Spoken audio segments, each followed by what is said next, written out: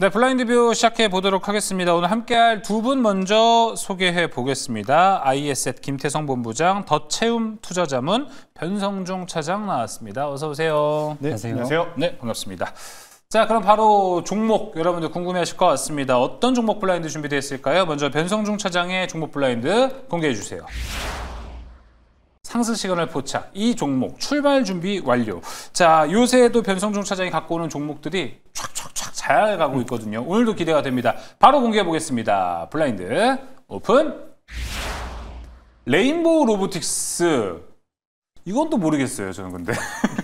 레인보우 로보틱스? 지금 다른 로봇 좋은 거 많은데. 네, 맞습니다. 뭐 다른 로봇들 좋은 거 많은데 그래도 저희가 하반기에 좀 주목해 봐야 될 게 결국 이 레인보우 로보틱스가 갖추고 있는 이 잠재력을 좀 주목해 봐야 된다라고 말씀을 드리고 싶습니다. 뭐 일단 최근에 뭐 노랑봉투법에 이어서 지금 글로벌적인 추세에서 가장 하반기에 좀 주목을 받을 수 있는 게 결국에 이 휴머노이드 로봇이다라고 좀 말씀을 드리겠고, 결국에 이 테슬라의 휴머노이드 로봇이 상용화가 되게 되고 시장에서 기대감이 올라가게 되면 국내 기업들 중에서 가장 모멘텀을 받을 수 있는 게 저는 레인보우 로보틱스다라고 좀 말씀을 드리고 싶고, 그리고 지금 국내 기업들 중에서 특히나 현대차 그룹의 이 보스턴 다이나믹스에 대한 흐름을 잘 한번 좀 보셔야 됩니다. 최근에 이제 보스턴 다이나믹스 같은 경우에는 유상증자를 진행했기 때문에 지금 이 지배구조 개편에 있어서 지금 정의선 회장이라든지 현대차 계열사들이 집중적으로 들어왔거든요. 이를 통해서 이제 지배구조를 확고히 하고 이제 나스닥 상장에 대한 이야기까지 나올 수 있기 때문에 이런 모멘텀으로 만약에 나스닥의 상장이 진행이 되고 이 휴머노이드 로봇에 대한 글로벌 이제 밸류에이션 지표가 높게 측정이 되었을 때는 현재 기술력이 가장 가깝다라고 보고 있는 레인보우 로보틱스가 저는 성장률에 있어서 그리고 현재 주가 대비해서 충분하게 모멘텀이 있다라고 좀 말씀을 드리고 싶고, 국내 기업들 중에서 결국에 이 휴머노이드 로봇을 출시했던 이력이 있었던 기업은 레인보우 로보틱스밖에 없고, 그리고 최근에 삼성전자의 R&D 투자 자금이라든지 여러 가지 흐름을 놓고 봤을 때 하반기에 나올 만한 이슈가 상당히 많다라고 좀 말씀드리고 싶어서 다른 로봇주들도 좋겠지만 현재 자리에서 우리가 충분히 준비해봐도 될 이 관련주의다라고 좀 말씀을 드리겠습니다. 그래서 이 가격 전략 좀 잡아드리자면 1차 목표가로는 제가 40만 원 말씀을 좀 드리겠고, 손절가로는 23만 원 좀 제시를 해드리도록 하겠습니다. 레인보우 로보틱스 갖고 왔어요. 와, 왜일까요? 변성중 차장이 또 알고 있는 정보가 따로 있을까요? 삼성이 뭐 한다는지 궁금하네요. 방송이라 얘기 못할 것 같습니다. 자, 레인보우 로보틱스 이야기 해봤고요. 자, 이제 김태성 본부장이 준비한 종목 블라인드 보겠습니다. 블라인드 공개해 주세요. 자, 업종 내 강한 모멘텀, 이 종목 주도주 가능성 부각. 자, 어느 어떤 종목일지 상당히 또 궁금합니다. 바로 확인해 보겠습니다. 블라인드 오픈. 대한전선 지금 봐야 할 것 같아요. 네. 사실 제가 8월 6일 날 한번 먼저 이야기를 드렸는데 네. 근 한 달 동안 주가의 움직임이 그렇게 크지 않았습니다. 맞아요. 그때 가격과 달라요. 지금의 가격은 같습니다. 네. 하지만 그때는 저만 관심을 가졌다면 이제는 온 시장이 관심을 지금 받고 있는 상황이다 보니 그때보다 더 나은 지금의 타점이 아니겠는가라는 생각이 들면서, 가장 중요한 포인트는 HVDC, 그러니까 초고압 전력에 대한 수요가 계속해서 늘어나고 있다는 것이 가장 중요 포인트라고 좀 보시면 될 것 같고요. 특히나 리쇼어링, 그러니까 미국의 공장이 없다 하더라도 미국 쪽으로의 이제 프로젝트 수주가 계속해서 이어지고 있다는 것이 대한전선의 가장 큰 장점 중에 하나라고 좀 보시면 될 것 같고요. 하드웨어 와 소프트웨어, 그러니까 AI 버블 논란이 있긴 하지만 AI도 사실 전력이 없으면 안 된다라는 겁니다. 그렇기 때문에 하드웨어, 소프트웨어 모두 이제 전력을 필요로 하기에 전력 전선 쪽은 우리가 중장기적으로도 보셔야 되는 그런 섹터 중에 하나다, 이렇게 좀 볼 수 있을 것 같고, 왜 그럼 그 중에서 대한전선이냐? 케이블 안에서도 사실은 이 마진율이 높은 쪽이 지상 케이블, 육상 케이블보단 해저 케이블입니다. 그러니까 상식적으로 생각해도 땅에 까는 것도 힘들겠지만 저 수십 몇 킬로미터 얼마나 내려가야 돼요? 해저에 까는 케이블이 확실히 단가적으로 비싸겠죠. 수급이 더 받아야죠. 그렇죠. 예. 그렇기 때문에 저는 대한전선의 지금의 위치와 지금의 실적은 충분히 기대해 볼 만하다라고 말씀드려보도록 하겠고요. 차트를 좀 보면서 말씀을 드릴게요.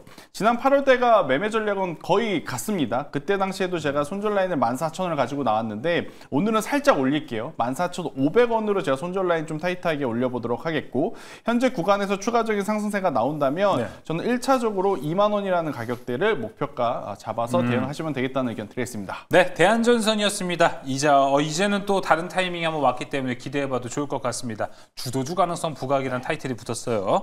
자, 이제 전략 시간으로 넘어가 보도록 하겠습니다. 변성중 차장이 준비한 전략은 무엇일까요? 블라인드 공개해 주세요. 자, 최적의 투자 전략은 바로 이거다. 지금 최적의 타이밍이죠. 이건 뭘까요? 블라인드 오픈.